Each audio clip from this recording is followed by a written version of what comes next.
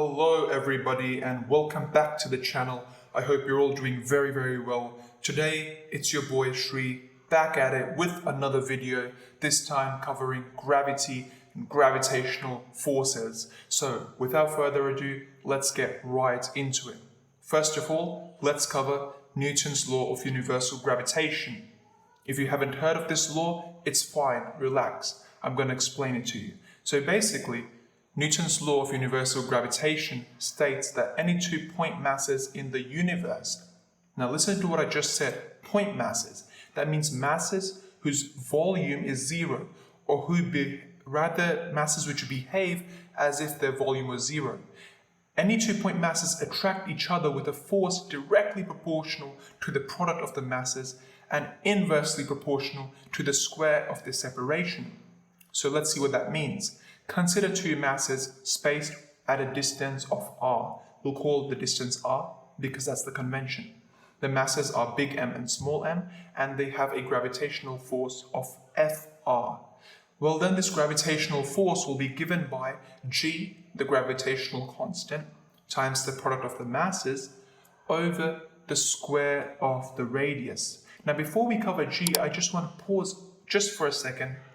You should know that the formula I've shown on the screen is basically the equivalent of Newton's law of universal gravitation. Newton's law states it in words, while this is stating it as a mathematical relationship.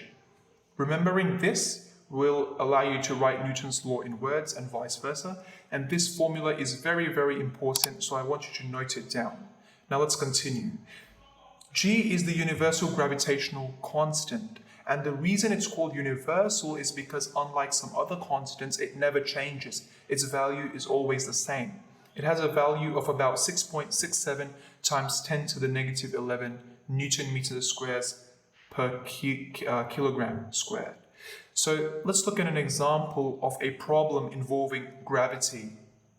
Let's say the question is asking you to find the gravitational force between two bodies. In this case, let's say those bodies are the Sun and the Earth.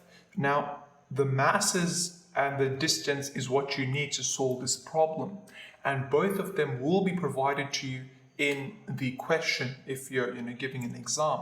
So you don't need to remember anything, don't worry about that. So let's say we have the Sun, we have the Earth, and we have a force acting between them. To find this force, we need to know the mass of the Sun, which will be given once again. So will the mass of the Earth, it will be given. And you need to make sure that these masses are in kilograms. If not, you need to convert them. Again, we will be given the distance as well. Now, as an example, I'm going to give the distance here in kilometers. So 1.5 times 10 to the 8 kilometers. To convert, we need to multiply by 1,000 because each kilometer is 1,000 meters. The gravitational force is gmm over r squared. So that's the formula. You plug in the values for the gravitational constant. You need to remember the gravitational constant if they don't provide it to you in your exams. You plug in all the values for the masses and the radius, and you get an answer of roughly 3.557 times 10 to the 22 newtons. And this is about 3.6 times 10 to the 22 newtons if you write it correct to two significant figures. Now pause there. Why did I write it correct to two significant figures? Well, the reason is because the lowest number of significant figures given in our question is 1.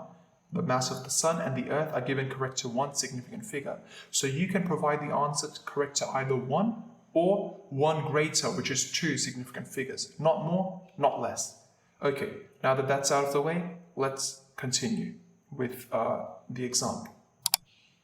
Now we're going to consider the mechanism of transmission of the gravitational force, because gravitational force acts at a distance without any physical connection. So how does it really act? And the answer is via a field. Now, there's also theories involving the graviton, which is the gravitational particle, but we'll focus on fields here.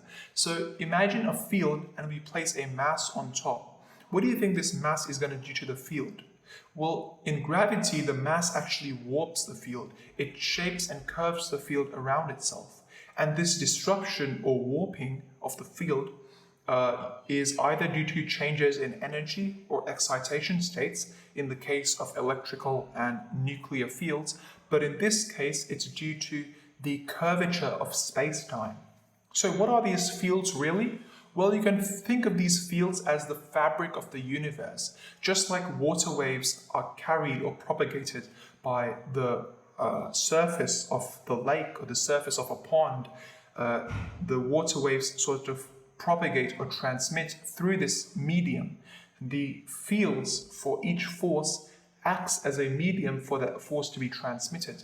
You have a field for the gravitational force, a field for the electromagnetic force, a field for the strong nuclear force, and a field for basically every type of force there exists. The field transmits or acts as a medium via which these forces propagate in the form of waves across that field. Now let's look at point masses, because I mentioned them earlier, but let me describe them in more detail. We'll also cover radial gravitational fields, which is the shape of gravitational fields spreading out from a sphere. So first of all, let me explain what a point mass is. So consider a sphere of uniform density. It's completely uniform. This sphere will act as a point mass. In fact, for Newton's formula to apply to any object, it must act as a point mass, or it must roughly act as a point mass. And the reason this sphere acts as a point mass is because, well, to explain, let me introduce to you the concept of force lines or force field lines. So the field around a spherical mass will diverge radially outwards in all three dimensions.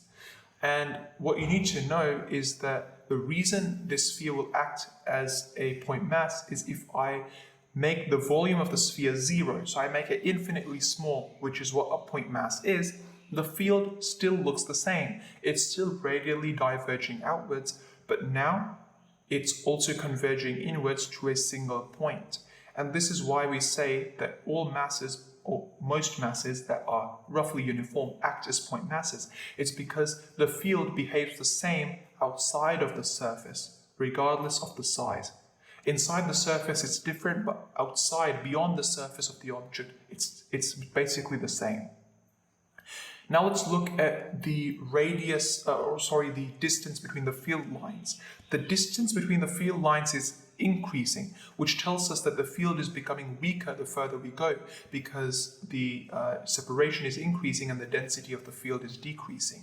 Next thing to note is that the field is always pointing inwards, because gravity is attractive, not a repulsive force. Now, if we look at the equation of gravitational force, we can actually see that the field strength, or the strength of the field, or the attractive power of the field must decrease, because the radius is in the denominator. So an increasing radius must give a decreasing force, and the force decreases with the square of the radius, and we call such a relationship an inverse square relationship, or you could simply say an inverse relationship. So looking at the graph of such a relationship, it will look as shown on the screen. A negatively sloped graph with force on the y-axis and radius or distance on the x-axis. Now, this assumption of decreasing force with increasing radius requires that the product of the masses be constant. If the masses are changing, well, then it's a completely different story. So the masses must be constant. So, all in all, thank you very, very much for watching this video, and thank you very, very much for supporting this channel. I truly appreciate all of you guys. Please do consider liking this video, as it really helps this video reach other people who might benefit from this video, and also consider subscribing to my channel, as I have lots of content planned ahead involving gravitational fields and other forces and other concepts in physics, mathematics and sciences. So thank you very much and have an excellent day.